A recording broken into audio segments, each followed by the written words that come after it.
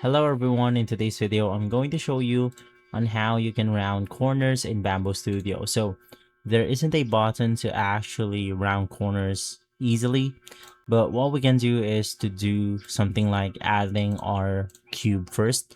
So we are going to use something like cube as an example.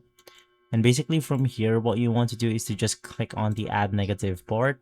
We could do something like sphere, and you could just basically align this to the corner of your object. So in my case, I'm going to be aligning it directly on top of or on the corner of my object right here.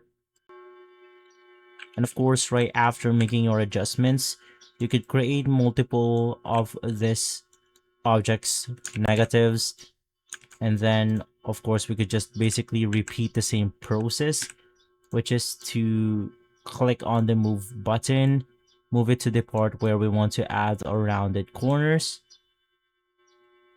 and from there so on and so forth. Now in my case, I'm just going to use this 2 as an example, and basically from there it should look something like this. Now of course it isn't perfect.